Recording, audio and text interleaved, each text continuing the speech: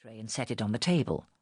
And then, for in some matters Cissy could be brisk enough, she saw her slip into the circling ring, resolutely joining the chain of girls, not caring who lost her partner so long as she got one as soon as the music changed. It changed, the ring broke, and there was Cissy face to face with Jan, who immediately lifted her so high that her feet left the ground and made a great sweep through the air. With a sick feeling, Araminta imagined what it must be like to be lifted like that, pressed against Jan's chest, held in his arms. She had to battle with herself so fiercely that the lines cut into her cheeks again, and there was a scowl between her thin, dark brows, and the quirk at the corner of her mouth was like a groove. At that moment, old Mrs. Pollard, whose interest in all matters connected with breeding, in its less genteel sense, had not been dulled by 65 years of living close to the open mysteries of farmyard life, looked across to the bench of sitting women and saw Agnes. She leaned forward and said to her daughter-in-law, in the special voice she reserved for such subjects, "Nellie, that gal of yours married in June lost no time a-quickening." "Aggie," said Mrs. Pollard, looking towards the bench. "Oh, she always was too slow to say no." Her attention drifted.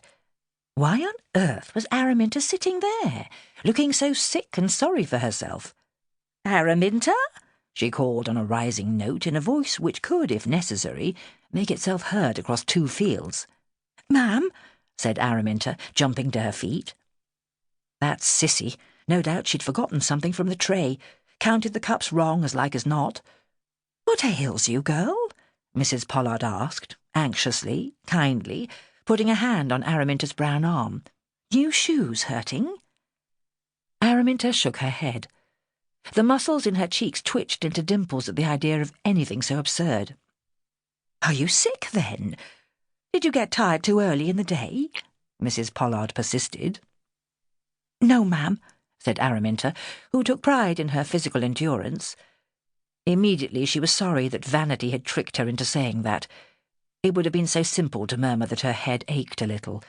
"Well, I can't have you sitting there with all those old women looking like a death's head," said Mrs. Pollard. "You fair turn my supper." She spoke irritably, a little annoyed with herself for caring whether Araminta enjoyed herself or not. But she couldn't help it. Araminta was such a good, hard-working, clean little girl, and so pretty, too. "Where's your wreath?" she asked. "Reckon I dropped it in the yard," said Araminta, who had slipped it under her pillow when she went for the salt, and had then regretted doing so, and planned to throw it out of the window as soon as she returned to the house. Perhaps that was what was upsetting her, Mrs. Pollard thought. Girls were so funny when they'd got a chap in tow. Perhaps she didn't want him to see that she'd lost his favour. Thought it would have been more like the resourceful Araminta to have rigged up another. She looked at the table. Araminta was a wonderful one for tea. Perhaps a cup would cheer her up now.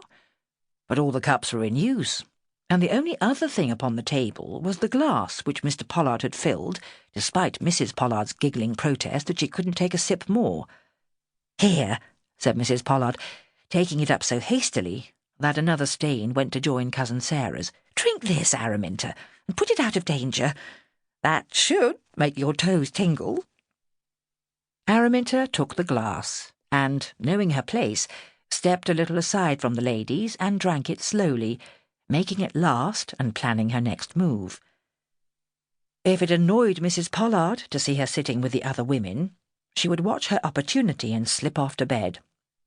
Bed was like food, something you could never have too much of, and once there she would be safe and out of the way of the temptation to get up and pull Cissy away from Jan by brute force.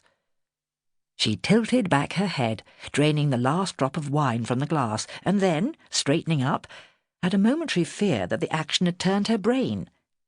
She was as dizzy as a duck. Her head was swimming.